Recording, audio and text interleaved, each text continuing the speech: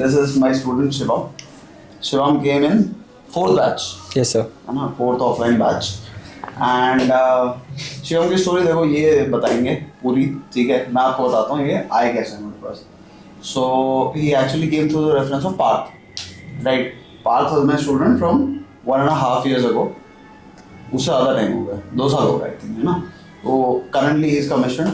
He is posted in somewhere in the high altitude. ठीक है. So उनके reference पे he came to us.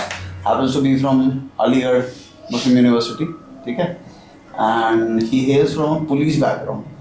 Right? Comes from police family. ठीक है.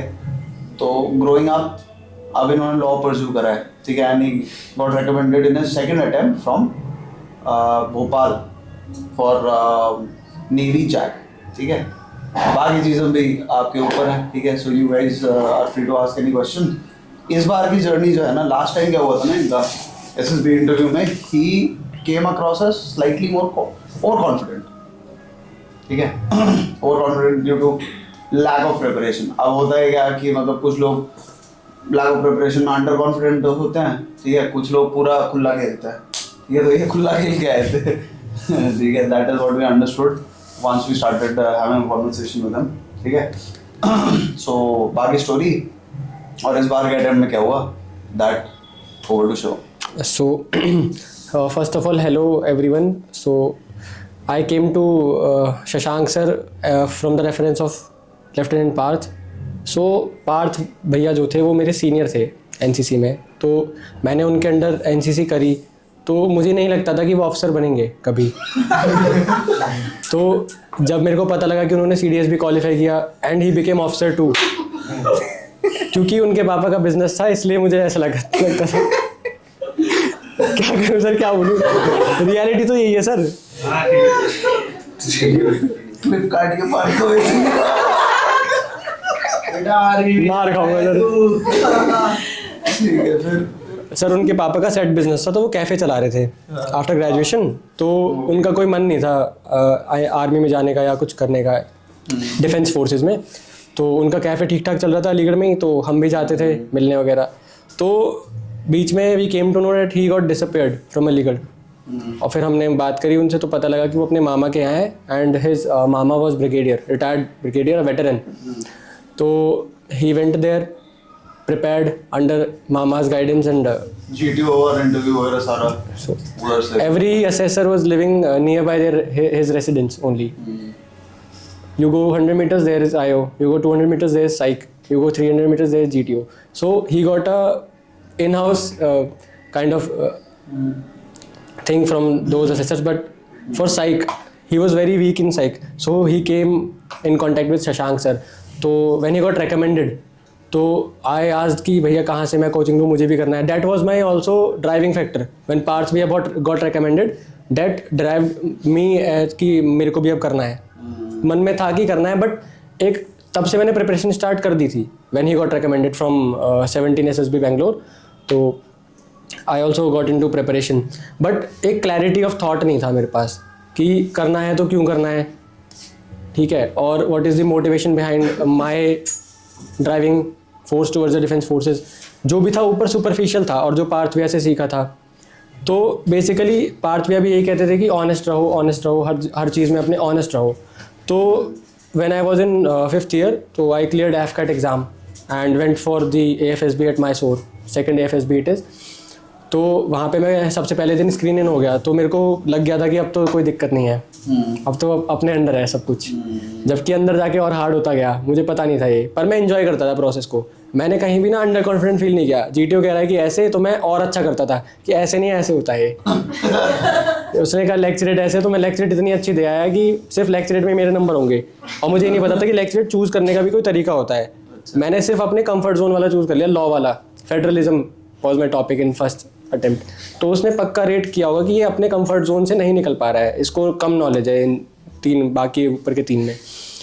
तो जब रिजल्ट आया 5th डे कॉन्फ्रेंस 2 मई 2025 रिसेंटली, तो आई वॉज नॉट सेलेक्टेड. तो मेरे को बहुत ये हुआ कि क्यों सेलेक्ट नहीं हुआ हूँ, ऐसी क्या गलती रह गई. तो फिर मैंने फिगर आउट कर लिया कि GTO वॉज बैड, क्योंकि मेरा PGT अच्छा होता ही नहीं था कभी भी. जब मैं प्रैक्टिस कर रहा था या यूट्यूब से भी सीख रहा था, तो पीजीटी मेरे को समझ नहीं आता था कि पीजीटी है क्या, मतलब कि वहाँ पे आइडिया नहीं आएगा। यहाँ पे तो आ गया यूट्यूब पे, जैसे मैं पढ़ रहा हूँ सर के साथ तब भी आ जाता था। तो मेरा जीटीओ वीक था, तो मैंने एनालाइज किया कि जीटीओ वीक है। फिर पार्थ भैया के मैं कांटेक्ट में गया, तो सर उन्होंने कहा सर के पास जा। तो मैंने सर की टीम से बात करी, तो मुझे पता लगा कि ऑफलाइन बैचेस भी शुरू हो गए। And I come from Ghaziabad, so Delhi was very near to me, so I chose the offline batch of R2R। And when I came in contact with Shashank sir, तो सर ने एक जो सबसे अच्छी बात मुझे सर की लगी कि यहाँ पे अब तू आके जो तूने किया है ना अब तक वो सब मुझे बता दे, मतलब प्यूक आउट कर दे बेसिकली, कि जो भी तूने किया है ना, मतलब यहाँ पे मत छुपा, यहाँ छुपाएगा तो फिर वहाँ पे ऑब्वियस सी बात है, फिर झूठ कंटिन्यू करना पड़ता है आपको। और I am not very good at continuing the झूठ। मैं फिर कहीं ना कहीं जाके ऐसे फंबल कर जाता हूँ, जैसे मैं अभी कभी कभी कर जाता हूँ बोलने में भी। तो फिर शशांक सर का जो मॉड्यूल था पढ़ाने का, साइक पढ़ाना है, ये किस तरीके से पढ़ाना है, सर ने जो पहले दिन आके ही मैं तो इम्प्रेस हो गया था इस चीज़ से कि सर ने जो टेबल ऑफ कंटेंट्स बताया ना कि we will deal with this structural analysis and all. PGT में करते क्या है ना, हम स्ट्रक्चर को एनालाइज ना करने के बजाय सॉल्यूशन की तरफ पहले भागते हैं, बट पहले आपको स्ट्रक्चर को एनालाइज करना पड़ता है। तो इस बार मेरे को आइडिया नहीं आ रहा था, बट आई वॉज एक्टिंग, मुझे एनालिसिस पता था, आई वॉज एक्टिंग बाहर से, उनका ओके ओके ऐसे ऐसे मैं देख रहा था पूरा कट्स कहाँ है, वो तो जीटीओ की नज़र में आ गया होगा कहीं ना कहीं, फिर उसने मेरे को ले लिया। पर और ऑनेस्ट आइडियाज चमक रहे थे, बट उतने नहीं चमक रहे थे क्योंकि पीआर थे सर ऑलरेडी, राहुल भैया एंड 2 पीआर थे मेरे ग्रुप में, तो वो सबसे पहले आगे पहुंच जा रहे थे। बट क्या था कि मैं कमांडर नहीं बन पाया। तो हमेशा मैंने एक बात याद रखी, शशांक सर ही बोलते थे if you can not become the commander become the 2IC immediately. मैं 2IC बन जाता था, 2IC is also second in command. तो ये चीज़ मुझे वहाँ पे बहुत हेल्प करी जीटीओ में।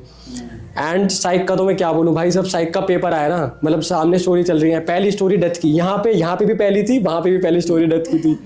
And I wrote one of my very good friend EY में जो काम करते हैं, मैंने पहली स्टोरी उसकी बनाई कि शुभम नहीं तू था, तेरे दादाजी को मार दिया।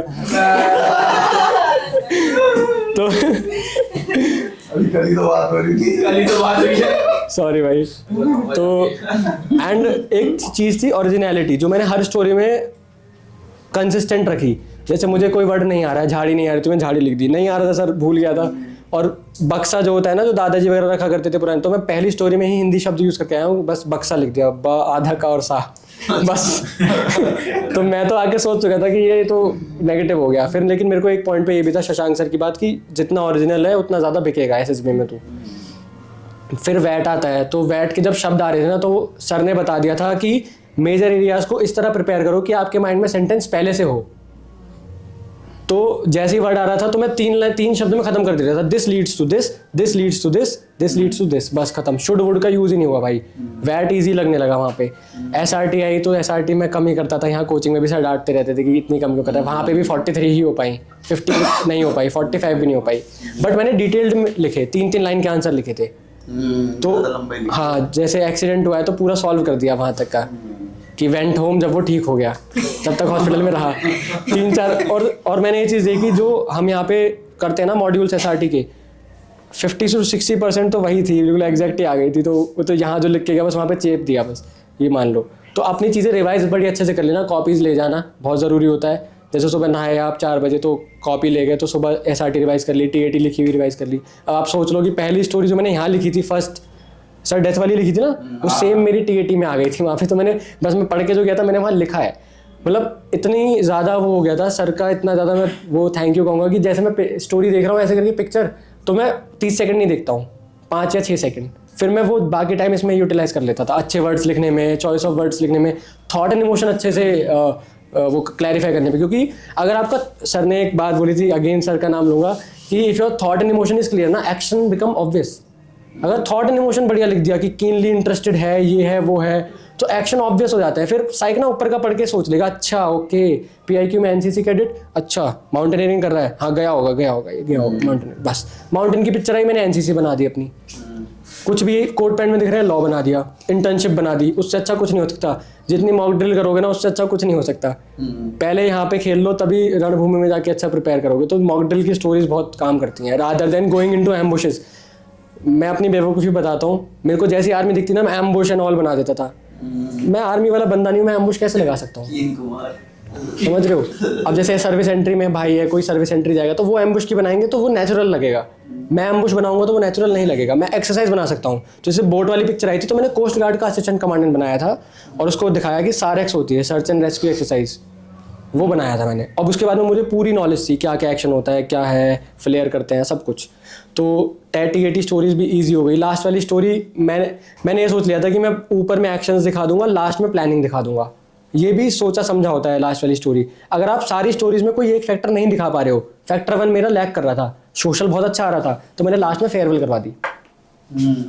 मेरे पास 3-4 ब्लैंक स्टोरीज थी कि अगर मैं ये नहीं दिखा पाऊंगा तो ये लिख दूंगा, ये नहीं दिखा पाऊंगा तो ये लिख दूंगा, ताकि सारी चीज़ें कंसिस्टेंसी में रहें इस चीज़ से। एंड साइक जैसे हुआ, फिर आई हैव बीन टोल्ड कि तुम्हारा इंटरव्यू है। तो मैंने पूछा कि सर प्लीज़ मैं फोल्डर ले आऊँ अपना, तो उन्होंने कहा कोई फोल्डर नहीं है, ऐसे ही जाओ, डेप्यूटी इज कॉलिंग। मुझे वेटिंग टाइम नहीं मिला, कुछ नहीं मिला, तो मैं और डर चुका था वहाँ पे कि ये क्या है, साइक में अभी बक्से लिख के आ रहा हूँ, वहाँ पे भेज रहे हैं इंटरव्यू रूम में, वो भी बिना वेटिंग पीरियड के। तो जब मैं अंदर गया तो डेप्यूटी बैठे हुए थे। आपका जब आईओ लेगा ना तो कोई रिएक्शन नहीं देगा, आप सही बोल रहे हो तो भी वो सेम रिएक्शन रखेगा, गलत बोल रहे हो तो भी सेम रिएक्शन करेगा, तो यू कैन नॉट जज योरसेल्फ। बेसिकली इंटरव्यू में सर की एक बात, बस सर ही घूम जा रहे थे कि पहले 10 मिनट मुझे अच्छे से करना है, बस ट्रस्ट बिल्ड कर लिया ना एक बार मैंने उनका, फिर वो मेरे कंफर्ट जोन में आते गए। और अगर तुम्हें कुछ नहीं पता ना भाई, सीधे बोल दो नहीं पता। इससे बेस्ट आंसर मेरे इंटरव्यू में मैं क्या बताऊँ, 4-5 बार मैंने I am not aware sir, I am not aware. वो गुस्सा कर रहा था फिर, लेकिन अगर वो गुस्सा ने बताया था, गुस्सा करे तो समझ जाना थोड़ा सा इंटरेस्ट ले रहा है आप में। तो मैं तो एनालाइज करता जा रहा था अपनी परफॉर्मेंस की, अच्छा ये कर रहा है, अब ये कर रहा है। मतलब सर के यहाँ से पढ़ के ये हो रहा था कि जैसे राहुल, एक सर के वो हैं टीम मेंबर राहुल शर्मा, वो मेरे साथ SSB दे रहे थे और वो मेरे इंटरव्यू मेंटर भी थे, उन्होंने मेरा इंटरव्यू लिया हुआ था। तो जैसे ही एक क्वेश्चन डेप्यूटी पूछता, मैं कहता अच्छा ये राहुल सर ने भी पूछा था, ओके। तो मैं टाइम ले रहा था, ओके कि दिस। और आपको फैमिली के बारे में पता होना चाहिए, दैट मेजर एरिया वाला ना उसको बहुत सीरियस ले लेना भाई, क्योंकि उसमें जब आप पेरेंट्स के साथ क्या करते हो, अब मैं बोल के आया हूँ तारक मेहता देखता हूँ, और मैं वो हर जगह बोल के आया हूँ सर, तारक मेहता, वो इतना ज़्यादा हो गया था ना कि बस क्या बताऊँ आपको, हंस रहा था एक टाइम पे तारक मेहता पे, गोकुल धाम पे भाई। तो आप पेरेंट्स को क्या, जैसे सर ने मॉड्यूल बताया होगा एक सिस्टमैटिक की, what you give them and what you get in return, सब कुछ लिखो, रिस्पेक्ट देते हो प्यार मिलता है, ये देते हो पैसा मिलता है, सब बताओ, टोटल झूठ नहीं बोलना कुछ भी। और उसमें पूछा था कि डिफिकल्टी में किसके पास जाते हो, तो सीधा बताया, इमोशनल कुछ आती है तो मम्मी के पास जाते हैं, पैसे की कुछ बात आती है पापा के पास जाते हैं, जेंजी कुछ बात आ जाती है दीदी के पास चले जाते हैं, सीधी क्लैरिफिकेशन होती है। और सब यही करते हैं, पर वहाँ बताने में फटती है कभी कभी। तो इस बार इस अटेम्प्ट में, मेरे पिछले अटेम्प्ट में ये इंप्रूवमेंट है कि मैंने सच बोला, ब्लफ नहीं खेला, जबकि मैं ब्लफ सीख के आया हूँ वहाँ पे, ताश खेले हमने बाद में, मतलब बैरक में। तो basically honesty is something which can take you to the height. और एक ऑनेस्टी खेलो, लेकिन याद रखना कि ऑनेस्टी वहाँ था, कहीं जीटीओ में झूठ बोल दिया, जीटीओ भी सेम क्वेश्चन पूछेगा आपसे कि पापा क्या करते हैं, कैसे डिफेंस में मन बना, वाई। एक तो वाई फैक्टर, जिस सीधी बात है भाई, अगर वाई क्लियर है तो हाउ तो क्लियर है ही, हाउ तो समझ ही आ जाता है। वाई आपका अगर बहुत स्ट्रॉन्ग बन गया ना एक बार कि how why you want to be in defence services. अब मैं जैक के लिए जा रहा था तो मैं उसके हिसाब से प्रिपेयर करके गया, मैंने नेवी एक्ट पढ़ा, तो पहले ना डिमांड पढ़ लो, सर भी बताते हैं, ओथ पढ़ लो। अब मैंने कहीं बहुत जगह लिखा है कि I will perform up to best of my abilities, ये लाइन हर जगह बोली भी है, सेम लाइन। और हिंदी मैंने कंटिन्यू रखी सर, इंटरव्यू में जहाँ मैं अटका भाई, मैं ऐसे हिंदी में बोल रहा था, जैसे मैं अब बात कर रहा हूँ तुम लोगों से, सेम ऐसे हिंदी में आईओ से बात कर रहा था, क्योंकि उसने मुझे पहले बोल दिया था ना कि wherever you get stuck, भाई उनके इंस्ट्रक्शन है, मैं अपने आप से तो लेके नहीं आया Hindi. Wherever you get stuck you can conversate in Hindi, but as soon as you are comfortable get back to the English. तो मैं बहुत देर में गेट बैक हो पाया, तो मैं हिंदी में बात कर रहा था थोड़ी देर से। तो बेसिकली ये हुआ, फिर हम गए जीटीओ में, तो मेरे पहले दिन में दोनों टास्क खत्म हो गए थे, साइक भी और आईओ भी। तो मैं तो रिलीव्ड था सर कि अब जीटीओ बचा है, जीटीओ में तो कूद फांद करनी है, कोई दिक्कत है ही नहीं। पर जीटीओ में गए भाई, पीजीटी हमसे सॉल्व ही नहीं हो रहा था। तो जैसा किया 2IC बन गया, राहुल भैया का सबऑर्डिनेट बन गया, वो पहले से जानते थे। ग्रुप में भाई अच्छी खासी बॉन्डिंग कर लेना, बॉन्डिंग बहुत अच्छा रोल प्ले करती है, क्योंकि आपको जो बुलाते हैं ना, मैं ये मानता हूँ जितने लोग आपको बुलाएंगे तो आपका सोशियोमीटर होता है ना, हाई हो जाता है। There is a sociometer in GTO's mind. क्योंकि हमारे ग्रुप में एक बंदा था, उसको एक बंदे ने भी नहीं बुलाया, तो उसकी कॉन्फ्रेंस में सवाल पूछ लिया गया कि ऐसे नहीं पूछेंगे कि आपको सबने नहीं बुलाया, ये पूछ लेंगे कि फ्रेंड्स बनाए, कहाँ से हैं दोस्त। तो इसलिए जीटीओ के ग्रुप में फ्रेंडशिप बहुत मैटर करती है। और जीटीओ में तो भाई लेक्चरेट में सर का तरीका, वो हुक डालने वाला, उससे सारी मछली फंसती हैं भाई, सारी मछली फंसती हैं। GTO भी फंस गई थी मेरे में तो 2-3 बार हिंदी बोला सर, दादाजी की लाइन बोल रहा हूँ, कुछ भी बोल रहा हूँ मैं, मतलब सर ने कंटेंट पे ध्यान नहीं दिया होगा, पक्की बात बता रहा हूँ मैं, क्योंकि सारे बच्चे मेरे को बता रहे हैं कि भाई तेरी GTO बड़ी अच्छी स्टार्ट थी। मैंने उससे स्वस्थ मस्तिष्क में ही स्वस्थ उसका वास होता है, ओबेसिटी आ गई, पहले चुन लिया। मैं पता है सर क्या करता था लेक्चर में, मेरा तरीका क्या था सर, मैं आपको बता दूं कि जैसे टॉपिक मैंने चुन लिया मन में, तो मैं टॉपिक की सिर्फ हुक सोचता था पूरे 3 मिनट। हुक को प्रैक्टिस कर रहा हूँ, गाने प्रैक्टिस कर रहा हूँ, मैंने यहाँ गाना भी गाया था, आपको पता होगा GTO में, लेक्चर में गाना भी मैंने गाया हुआ है। हुक प्रैक्टिस कर रहा हूँ बस मैं, आगे का मैं खुद बनाता था, टूटी फूटी इंग्लिश और बीच में थोड़ी बहुत हिंदी, ताकि अगर ये तीनों लोग बात करें कि यार इसकी ना कन्वर्सेशन अच्छी नहीं है, तो कम से कम GTO भी कहे कि हाँ सर आप सही कह रहे हो, साइक भी कहे सर सही कह रहे हो, तो कंफर्म हो जाए चीज़ें कि एक जैसा है बंदा हर जगह। Consistent personality is what all they need in the defence forces.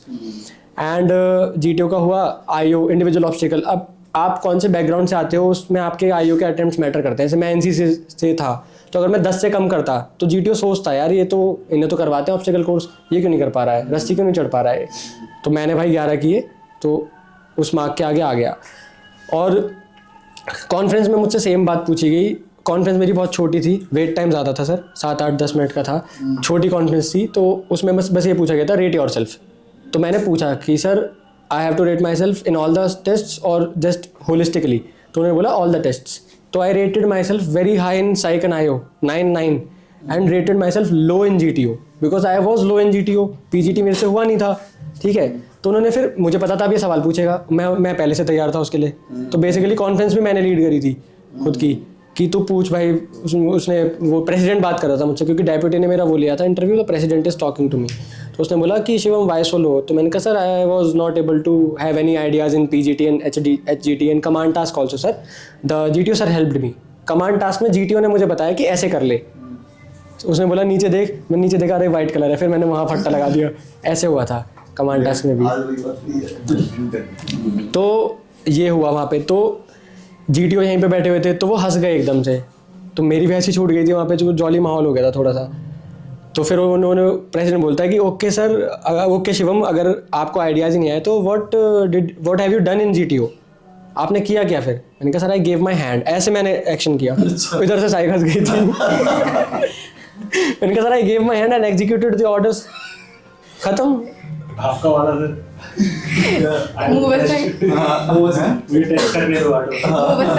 हाँ मैं बता, वन थिंग टू ऐड, जैसे मेरा वेट सबसे कम था पूरे ग्रुप में, तो मैं क्या करता था, ब्रिज टेस्ट करता था, सारे ब्रिज। मैं कहता gentleman please let me test the bridge, let me take this responsibility, मैं कूदूंगा पहले आग में। तो ये हुआ, ये चीज़ बहुत फायदा करी। तो कॉन्फ्रेंस में इस हिसाब से चला भाई मेरा। तो कॉन्फ्रेंस छोटा सा था, बस उसने रेटिंग पूछी थी, फिर पूछा खाना कैसा था, मैंने कहा सर बहुत बढ़िया। फिर उसने एक चीज़ पूछी थी, हाँ, कि तुम्हें भोपाल बोर्ड में पूरे में क्या चीज़ अच्छी लगी। मैंने कहा sir anti room is something जहाँ पे हम जाके मम्मी पापा से, गर्लफ्रेंड से बात करते थे। तो कहते थे क्यों। मैंने कहा सर मम्मी से बात करता था डेली, बस वहाँ पर मैंने हिंदी बोलती, मैंने कहा सर मम्मी से बात करता था बस। मैंने कहा okay Shivam you can go. गए, फिर जब रिजल्ट आया, नो वन वॉज मतलब होपफुल कि chest number 2 will be gate recommended, क्योंकि जैसे चेस्ट नंबर 1 का नाम बोला उन्होंने, फिर 2 का बोल दिया सर। ऐसा नहीं होता है कि एक साथ 2 हो गए, कम होता है सर, मतलब है ना, ऐसे होता है कि 1 हुआ फिर पीछे से हो रहा है 1-2। तो उसने जैसे मेरा नाम बोला ना, मुझे ये लगा कि नाम कंफर्म कर रही है शायद मैं, तो मैं खड़े होकर बोल रहा हूँ शिवम शर्मा 0610-2002। फिर मेरे को मैं बैठ गया, फिर 3rd का नाम ही नहीं बोला, तब मुझे पता चला मेरा रिकमेंड होगा। उससे पहले मुझे लग रहा था शायद नाम कंफर्मेशन चल रहा है, क्योंकि मैं तो सर बहुत टेंशन में था कॉन्फ्रेंस में। नाम जब कर रहा था, मैंने कहा लेट्स सी क्या होता है। अब भोपाल से यहाँ से हट जाऊँगा, फिर दोबारा आऊँगा भोपाल में ही। अभी I have 2 more entries in Bhopal centre only, 21 and 22 board. अभी ये 33 बोर्ड की थी, नेवल एंट्री थी। तो इस चीज़ का डर था कि भाई यहाँ से रिजेक्ट हुआ तो वो तो सोचेंगे कि साले ये तो बेकार है, मतलब एक से होते हैं ना, सारे मिलते तो हैं ही अफसर साथ में। तो this was my journey. And पिछले अटेम्प्ट से इस अटेम्प्ट में एक ही चीज़ मैंने इनकलकेट करी अपने अंदर, that is originality and honesty. These are the 2 things, core principles. इन पे मैंने अपना पूरा SSB अटेम्प्ट रखा। क्वेश्चंस, मैनी क्वेश्चंस अगर कवर कर दिए सर। हाँ, PGT में पूछना था मुझे, PGT में किस चीज़ में मतलब आप वो हो गए थे, स्ट्रक हो गए थे? PGT में बेसिकली मेरे अटेम्प्ट में क्या हुआ कि 2 PR थे, ठीक है, मेरे ग्रुप में प्रीवियसली रिकमेंडेड कैंडिडेट थे, तो उनके आइडियाज़ मुझसे जल्दी आ रहे थे। मैं इतना वेल वर्स नहीं था पीजीटी के स्ट्रक्चर से, and they were already been recommended for JAG entry. दोनों ही जैग एंट्री रिकमेंडेड थे एंड वेरी एक्टिव टू। तो जब तक मैं सोच पा रहा था, they are into the action, तो फिर मैंने कहा ये ऐसे नहीं चलेगा। फिर मैं पीजीटी के सेकंड ऑब्स्टिकल से सोचा ही नहीं। मैंने कहा मैं जाऊँगा, मदद करूँगा सिर्फ। आप ना अगर कुछ नहीं कर पा रहे ना, ग्रुप को साथ लेके चलो। जीपी में भी यही किया मैंने एक सोल्यूशन मिस कर दिया था सर, बहुत बड़ा। मुझे पता चल गया मैंने गलती कर दी है। फिर मैंने क्या किया कि डिस्कशन में वो दूसरे का इसका ले लिया, इम्प्रोवाइज कर दिया और सबको बाइंड कर दिया आपस में। और एक चीज़ है कि अगर आपको बोलने का मौका नहीं मिल रहा, जैसे मुझे ना सर बहुत ज़्यादा दबा रहे थे, बहुत ज़्यादा ही दबा रहे थे डिस्कशन में जीडी में। एंड जीडी जो मैंने यहाँ किया था वहीं टॉपिक मिला मुझे, जुडिशरी वाला सर। अच्छा, topic was also same, lecture का टॉपिक भी सेम था, आपको बताया था। तो मेरे पॉइंट्स अच्छे थे, वैलिड थे। तो फिर मैंने कहा यार शिवम, इंग्लिश से तो नहीं हो पाएगा। मैं अपने ब्रह्मास्त्र पे आया, मैंने हिंदी बोली। मैंने कहा, मैंने कुछ तो बोला था बहुत हिंदी में, बहुत कुछ ऐसा बोल दिया, सारे चुप हो गए थे सर। ब्रह्मास्त्र फेंक दिया मैंने अपना। मेरा ब्रह्मास्त्र यही रहा है भाई हमेशा से, हिंदी। क्योंकि वो कोई नहीं बोल रहा होता, आप सबसे अलग दिख जाओ। जीटीओ को दिख जाएगा, अच्छा ओके, स्वस्थ शरीर में ओके। उसको इंग्लिश इतनी नहीं याद रहेगी, सब इंग्लिश बोलते हैं ना।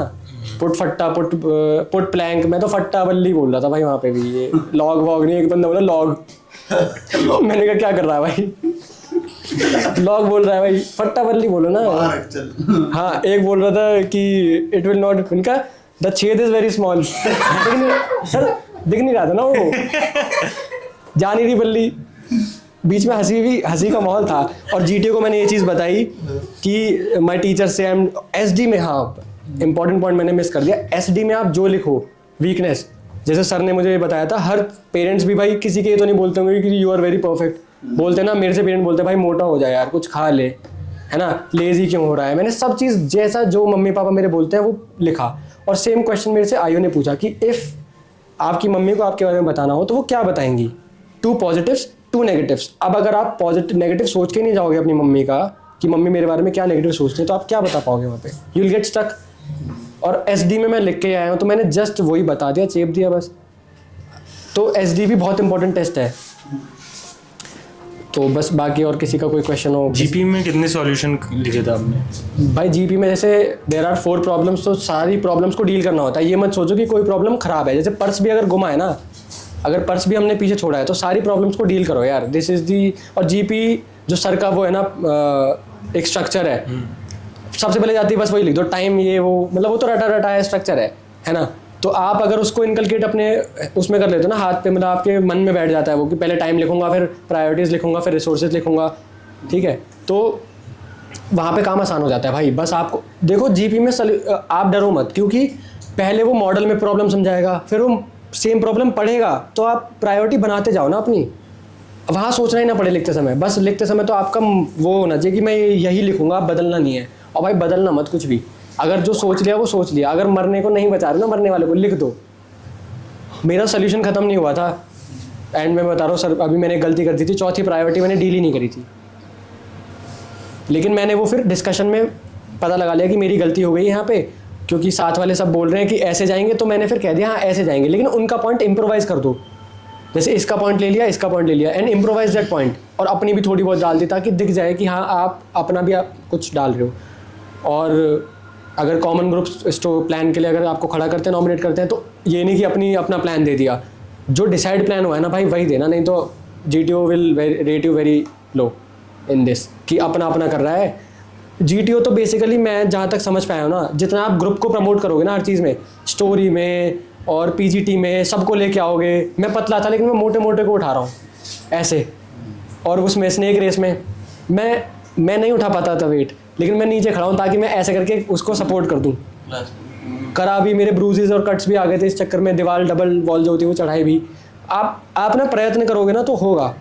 और जैसे वॉर क्राई चूज़ करना होता है, तो वॉर क्राई ना सब भूल रहे थे बीच में, तो हमारा था हर हर महादेव, तो मैंने ये देख लिया था कि ये कंटिन्यूटी में तो नहीं बोला जाएगा, सोच लिया था भागते भागते। मैंने कहा ये एक तरीके से बोला जा सकता है, मैं हर हर बोलूँ, सारे महादेव बोलें। तो मैं इतनी तेज़ बोल रहा था ना, मेरा गला बैठ गया था भाई, इतनी तेज़ मुझे ये लग रहा था भाई मैं कुछ कर तो वैसे भी नहीं पा रहा हूँ, तो यही कर लो।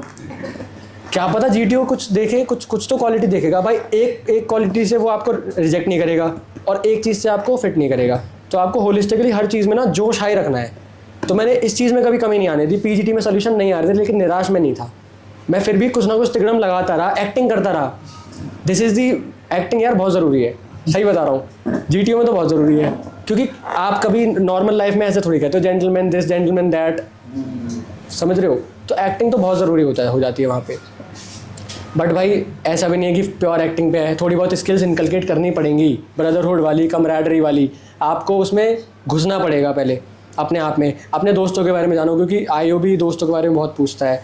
और जब इन सारी चीज़ों से फिर आपका ग्रुपिज़म जब वो हो जाएगा ना, check factor 2 and factor 3, that is why are very important. Factor 1 training हो सकता है, आपको नॉलेज दी जा सकती है, पर आपके अंदर सोशल फैक्टर नहीं डाला जा सकता। तो इकलौता ये फैक्टर है जो सर भी बहुत स्टडी करवाते हैं, मैनिफेस्टेशंस लिखवाई है सर ने, उनको इतने अच्छे से रीड करके जाना ना OLQs को। जिसने OLQ की समझ अच्छे से जान ली, वो अपनी स्टोरी में कहीं ना कहीं दिखा देगा इनडायरेक्टली, और जीटीओ को भी दिखा देगा इनडायरेक्टली कि यार मेरे में डायनामिज्म है भाई, मैं ऐसे करूँगा तो ये है, ग्रुप को लेके चलूँगा। और ये नहीं कि जब आप वॉच ना हो रहे हो तब आप ये बकचोदी में आ जाओ, नहीं, तब भी आप उस चीज़ में रहो, उस रोल में रहो। एसएसबी में तो भाई रोल में तो रहना पड़ेगा भाई, तभी आपको यू विल गेट थ्रू। और बाकी any question if you guys have? Sir जैसा आपने कहा था ना कि इंटरव्यू में आपसे एक के बाद एक क्वेश्चंस पूछे and you are not knowing the answers, तो मतलब क्या रिस्पॉन्स था? एक नहीं आया, 2 नहीं आया, फिर आपने कहा प्रेशर बिल्डअप हो रहा है। Okay, so basically I was not aware of the technicalities because I was humanities student. So I told him that I do not know much about Navy, but I know about Navy JAG. अगर आपको अपनी post के बारे में नहीं पता होगा ना, तो वो मुझे पेनलाइज करता। लेकिन उसने मुझे पेनलाइज क्यों नहीं किया? क्योंकि मैंने उसे बता दिया कि मुझे नेवी जैग के बारे में पता है।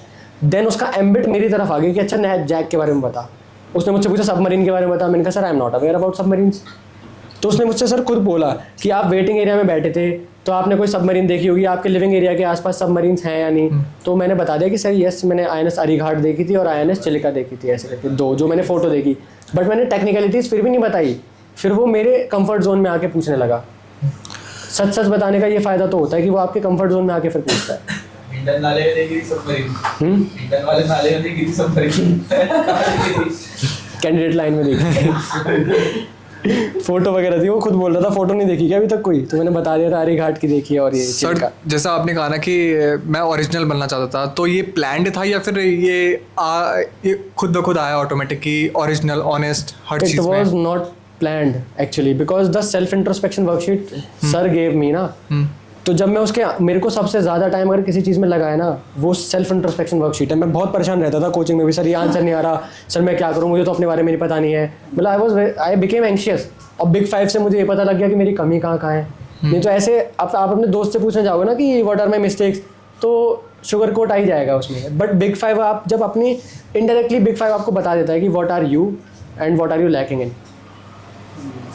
तो और सर जैसे आपने कहा कि एसडी में भी मैंने डायरेक्टली मेंशन किया था मेरी ये वीकनेस है। जैसे आपने लेजीनेस भी कहा था शायद। लेजीनेस लिखा, और बीइंग पतला होने को क्या कहते हैं, मैं तो पता नहीं क्या लिख के आया था। हाँ स्लिम, एथलेटिक बॉडी, वैसे उसने मेडिकल वाले ने मुझे लिखा था।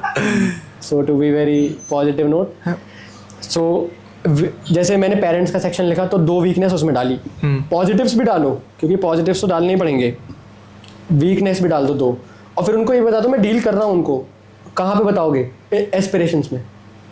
लास्ट में जो एस्पिरेशन वाला फैक्टर वो था ना सर, मैंने उसमें लास्ट में बता दिया था कि मैं ये करना चाहता हूँ, तो वो उसमें कवर अप हो गई। और कहीं भी डेस्परेशन मत दिखाना कि एसडी में लिख के आ रहे हो कि I want to become officer in Indian army only. तो वहाँ से ना वो स्टेगनेंट वाटर किसी को नहीं चाहिए भाई, पानी रुका हुआ गंदा ही हो जाता है। उनको चाहिए प्रोग्रेसिव बंदे। जैसे हमको एक जीटीओ ने बताया था हमारे ने कि इस टास्क का नाम पीजीटी इसलिए है क्योंकि प्रोग्रेसिव बंदा चाहिए हमें फौज में। सर ने भी हमें ये चीज़ बताई कि प्रोग्रेसिव होना चाहिए बंदा, तभी हम लोगों से डिफेंस में लेंगे। Thank you sir. साले कब से पहले हो रहा था, रुका हुआ पानी गंदा अच्छा भाई मैं तो ये जीडी वीडियो में यही बोल के आया हूँ भाई। मैं तो मेरे तो सेवियर है ये, सही मैं क्या बताऊँ, सच में सेवियर है। और कोई क्वेश्चंस कीजिए। स्क्रीनिंग की भी स्टोरी बताई दो। हाँ, स्क्रीनिंग की स्टोरी बेसिकली थी कि एक कार पेड़ में क्रैश हुई है और 4 लोग ह्यूमन स्ट्रेचर पे एक बंदा लेटा हुआ है, इंजर्ड है, प्रॉपर एक्सीडेंट की स्टोरी थी। एक्सीडेंट जैसे सबने देखा होगा, टांगे वाला वो जो एक्सीडेंट वाला सीन होता है, तो बट वो न्यू पिक्चर थी, उसमें एक एम्बेसडर कार टकराई हुई थी, ठीक है, और 5-6 कैरेक्टर्स थे। तो सबने, ये तो बहुत सिंपल स्टोरी हो गई, सबने एक्सीडेंट की स्टोरी बनाई और बचाया। लेकिन लास्ट में जैसे कैच क्या, मतलब अच्छी स्टोरी बनाने का क्या होता है, जैसे मैंने एक चीज़ ऐड करी लास्ट में कि जब वो हॉस्पिटल से आ गया तो उसने अथॉरिटी से दरख्वास्त करी कि यहाँ पे रिफ्लेक्टिव बोर्ड्स या साइन बोर्ड्स लगाओ, क्योंकि वो ब्लाइंड टर्न था, मैंने पूरी स्टोरी ब्लाइंड टर्न पे बनाई थी। तो लास्ट में थोड़ी रिस्पॉन्सिबिलिटी भी दिखानी होती है कि हाँ आपने ये सॉल्व कर दी पिक्चर, क्योंकि हर पिक्चर, जैसे सर कहते हैं, हर पिक्चर एक क्वेश्चन है, उसको सॉल्व तो करना पड़ेगा। अगर आपने डील नहीं करा तो आपका परसेप्शन ख़राब है। ये है। इसमें थॉट्स एंड इमोशन कैसे ऐड करे थे? इसमें थॉट एंड इमोशन, मैं एनसीसी कैडेट था, मॉर्निंग रनिंग पे था अपनी, और मेरी हॉबी भी रनिंग है। अच्छा,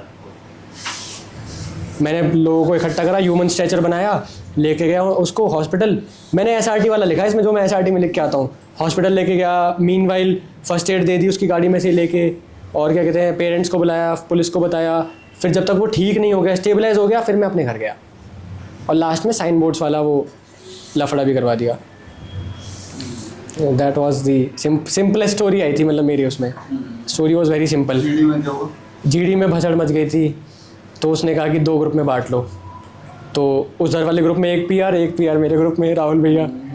तो कंसेंसस बैठ ही नहीं पा रहा था, और कंसेंसस आपका बैठेगा ही नहीं।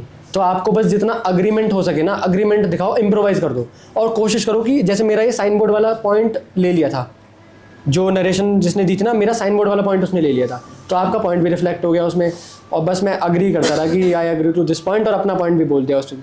अग्रीमेंट बहुत ज़रूरी है। एक बंदा था वो ऐसे करके बोल रहा था, 4 इधर रोक रखे थे, 4 इधर रोक रखे थे उसके हाथ के पीछे, तो सर वो स्क्रीन नहीं हुआ, क्योंकि वो किसी को नहीं बोलने दे रहा था, वेरी वॉयलेंट। तो अगर आपको मतलब मौका ना मिले तो आप मौका ढूंढो, ये नहीं कि आप अपनी आवाज़ बहुत तेज़ कर दी या फिर लड़ रहे हो, वॉयलेंट हो गए, अग्रेसिव हो गए हो, नहीं, ऐसा नहीं करना है कभी भी। और आपका परसेप्शन वो चेक कर चुका है। जीडी तो बस मेरे हिसाब से ना, जीडी में बस आप अपने 2-3 पॉइंट्स दे दो। एंट्री पॉइंट होते हैं कुछ, जैसे एक एंट्री पॉइंट होता है इनिशिएशन का, क्योंकि वो पहले ही बोल देता है कि we will not tell you when to start GD, as soon as the last chest number narrate his story the GD is automatically start. तो आप वेट करो कि वो लास्ट वाला कब बोल देगा, तो या तो आप पहले में एंट्री पे पॉइंट बोल दो, पर वो बहुत मुश्किल होता है, क्योंकि सारे, जैसे कोई फ्रेशर होगा तो उसमें तो ईजी होता है। जैसे मैं अपने फ्रेशर अटेम्प्ट में गया था तो मैंने ही लीड ले ली थी, लेकिन रिपीटर्स को तो सबको पता है, सारे कोच हैं, सबको पता है कि जैसे ही वो 15वां नंबर खत्म करेगा मेरे को बोलना है। तो आप वहाँ पे बोल के ये मत करो कि किसी का पॉइंट काट दो, किसी का पॉइंट मत काटना, कभी अपना पॉइंट बताना उनको। बस स्क्रीनिंग के लिए तो यही लगा मुझे, और बाकी तो luck factor is also there in screening. ये सारी स्टोरी को आपने मेजर एरिया से कनेक्ट किया था क्या? सारी स्टोरी को मेजर एरिया से, मैंने उसके अराउंड, उसके बाहर गया ही नहीं। मेरा जो एम्बिट था ना भाई, वो सिर्फ मेजर एरियाज था। My graduation, my sport, my hobbies, सब कुछ वही। टैट पूरा उसी से मेजर एरिया, टैट पूरा 12 की 12 स्टोरी। एक भी स्टोरी मेरी ऐसी नहीं थी जिसमें मैंने सुपरफिशियल कुछ लिख दिया है, क्योंकि वो मेरे को पता था, तो मैं अच्छे से, और मैं टाइम से पहले ख़त्म कर पा रहा था स्टोरीज। मैंने ये चीज़ नोटिस करी, जबकि मैं यहाँ पे जो लिखता था ना, बहुत ऐसी मेड अप स्टोरीज लिख देता था कभी कभी। सर ने भी बहुत टोका, समझाया। और थॉट एंड इमोशन का बहुत बड़ा रोल है। अगर आप लिख दोगे ना, कीन, छोटा सा वर्ड है, कीनली इंटरेस्टेड इन रनिंग या वो, तो इससे ना बहुत इफेक्ट पड़ जाता है, छोटे से शब्द से बहुत बड़ा इफेक्ट पड़ जाता है। तो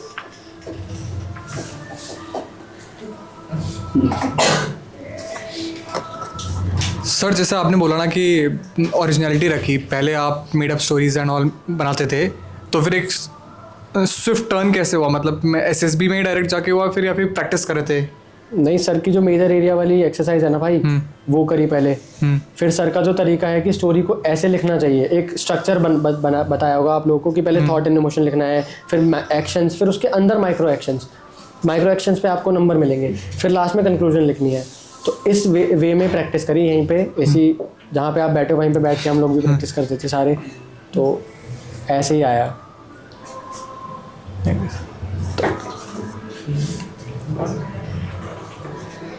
और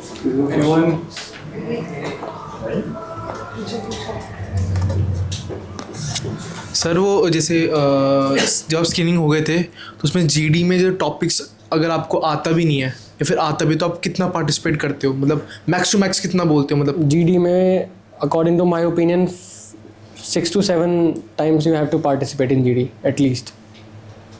if you have to be very much vocal about ना कि आप दूसरे का पॉइंट भी इम्प्रोवाइज़ कर रहे हो, तो that is also your entry. जैसे आप दूसरे का पॉइंट भी इम्प्रोवाइज़ करके बोल रहे हो ना, that someone is saying this point, अगर मुझे उसके बारे में कुछ एडिशनल पता है तो I add and made up my point. अगर आपको एंट्री नहीं मिल रही है, क्योंकि एंट्री नहीं मिलती जनरली, मुझे नहीं मिलती थी, तो मैं क्या करता था, दूसरे का पॉइंट इम्प्रोवाइज़ करा और अपने पॉइंट को बना के भेज दिया। और एक that Hindi factor also played a very big role. सब चुप हो गए थे उससे। आप कुछ इनोवेटिव बोलना पड़ेगा आपको, तभी सब चुप होंगे, क्योंकि आपको कहीं भी ऐसा नहीं मिलेगा कि सारे चुप है फिर आप खुद ही बोल रहे हो। मौके बनाने पड़ते हैं वहाँ पे जाके कि अब बोलूँगा। या तो आप पूरे जीडी में सोचते रहोगे 15 मिनट। आप अगर फिर पूरे 15 मिनट ये सोच रहे हो कि मैं कब जाऊँ मौके का इंतज़ार करो, तो वो कभी मौका नहीं आता वहाँ पे। इंटरव्यू आपका किस टॉपिक में सबसे ज़्यादा चला है, किस सब्जेक्ट में गया है सबसे ज़्यादा इंटरव्यू आपका? मेरा इंटरव्यू पूरा भाई CIQ बेस्ड था। CIQ बेस्ड था? हाँ, कि मैंने क्या किया है, मैंने ज़िंदगी में करा क्या क्या है, और मेरी हॉबीज़ क्या हैं। हॉबीज़ के बारे में थोड़ा टेक्निकल हुआ था वो रनिंग में, कि क्या पेस रहती है। अच्छा 10 किलो, अगर मैं जैसे 5 किलोमीटर रनिंग करता हूँ तो उसने 10 किलोमीटर्स का पूछा था, तो कम से कम मैंने 2-3 मिनट ले लिए थे, कैलकुलेट नहीं कर पा रहा था मैं। तो वगैरह okay Shivam, no worries, you are a humanity student, so आप लोड मत लो, मतलब आप रहने दो, कोई दिक्कत नहीं है। लेकिन फिर मैंने कहा no sir I will try. मैंने उससे टाइम मांगा, गिव मी 30 सेकेंड्स मोर। आप टाइम ही मत मांग लेना, 5 मिनट दे दो। 10-20 सेकेंड्स ही देते हैं वो खुद से भी। तो मैंने बोला, फिर उसे बता दिया। और मेरे से बेसिक एक दिक्कत हो रही थी, मैं CIQs भूल रहा था। जैसे उसने 12-13 क्वेश्चन बोल दिए तो मैं 7-8 तक तो बताता था, बाकी भूल जाता था। तो मैं फिर पूछ लेता था कि मैंने कहा sir I think I have missed something, so if you can please tell. तो वो फिर बताते नहीं है। वो उसने मुझसे बोला कि think yourself, I will give you 10 seconds. अब मैं कहता था 10 सेकंड में तो कैसे याद आ जाएगा यार।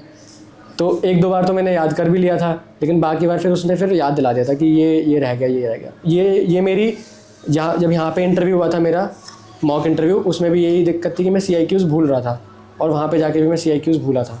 तो ये चीज़ मेरे को अभी फिक्स करनी है थोड़ी सी। सर तो जैसे CIQ के बीच में क्वेश्चन पूछते हैं, जैसे आपने 2-3 क्वेश्चन बता दिए, फिर उन्होंने स्टॉप कर दिया कि हाँ चलो तुम्हारे 10th में मार्क्स कम क्यों थे, तो उसकी वजह से क्या होता है ना, आगे के क्वेश्चन हम वो हो जाते हैं, थोड़ा बहुत भूलने लगते हैं कि अब नेक्स्ट हमें बोलना क्या था। तो उस चीज़ को कैसे डील किया आपने? नहीं, वैसे अगर वो CIQ सारे मार्क्स, जैसे CIQ1 एजुकेशन और उस पे है फैमिली पे, तो वो बीच में आपको बहुत मुश्किल से रोकता नहीं है। या तो आपने बहुत ही मेजर कुछ करा है कि पहले मैं ह्यूमैनिटीज़ में था, फिर साइंस ले ली, फिर बाद में जाके लॉ कर ली, पहले BTech करी फिर लॉ कर ली, तब आप ज़्यादा ही डाउट दे दोगे उसको कि मैं तो स्ट्रीम चेंज करी है। जैसे हमारे ग्रुप में एक था चेस्ट नंबर 1, उसने सेम किया था, साइंस देन फिर से इंजीनियरिंग, फिर लास्ट में लॉ। तो तब क्वेश्चन होते हैं, अगर आपका एक ही कंसिस्टेंट परफॉर्मेंस है ना, तो बीच CIQ के बीच में नहीं रोकता, वो आपको CIQ के बाद ही पूछता है हमेशा कि अच्छा आपके परफॉर्मेंस कम क्यों थी। फिर आपको बस लॉजिक से वो करना है, बैक करना है अपना आंसर।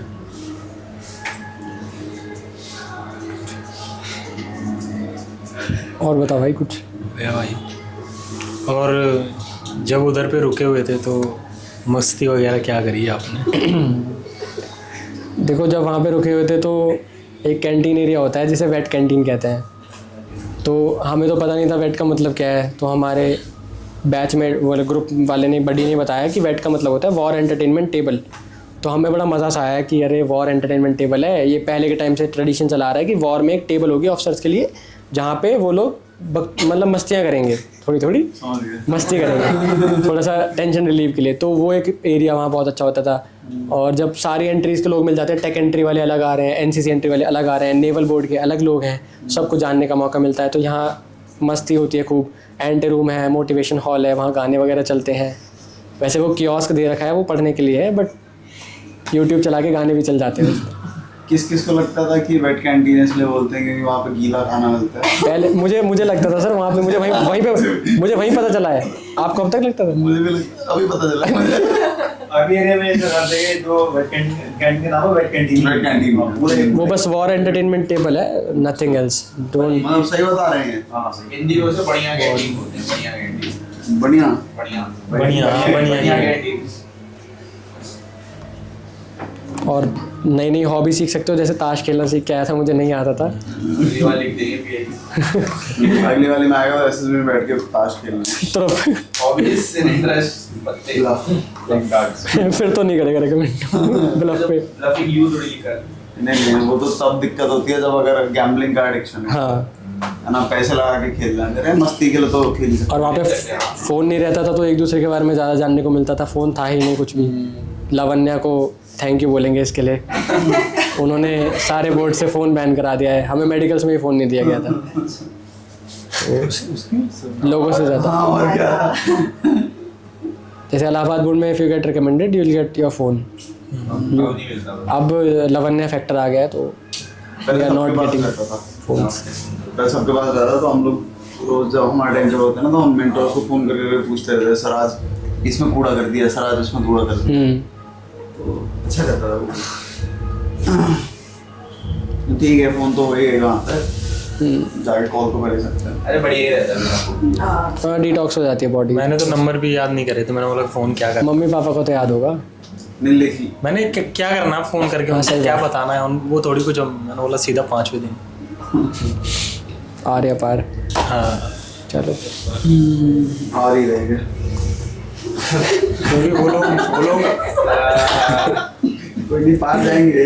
पार जाएंगे सर, पार के लिए आए हम, आप करवाओगे सर। पार लगवाना पड़ेगा सर। हो जाएगा भाई, हो जाएगा। ध्यान है इसके से भी ध्यान इसके से भी आप ध्यान है इस बार। सही ले लेंगे। आपको ऐसा लगा कि अगर मैंने हिंदी में बोला है तो मैं रिकमेंड नहीं हो पाऊंगा, या ऐसे कुछ आपको इस चीज में डर सा लगा? नहीं, मुझे हिंदी बोलने में डर बिल्कुल नहीं लगा था। नहीं, मैं मतलब रिकमेंड नहीं पाऊंगा कि मैं हिंदी में बोल रहा हूँ, सब तो इंग्लिश में बोल रहे हैं, या मुझे ये था कि शायद इस अटेम्प्ट में रिकमेंड ना हो पाऊँ, हाँ। क्योंकि परफॉर्मेंस थोड़ी सी हैम्पर कर गई थी जीटीओ टास्क में मेरी बहुत। मेरे को लगा कि पीजीटी तो मेन टास्क ही है, पीजीटी जैसे 3 टास्क और हैं, मैं कहीं पे भी मेरे पे आइडियाज़ ज़्यादा नहीं आ रहे थे।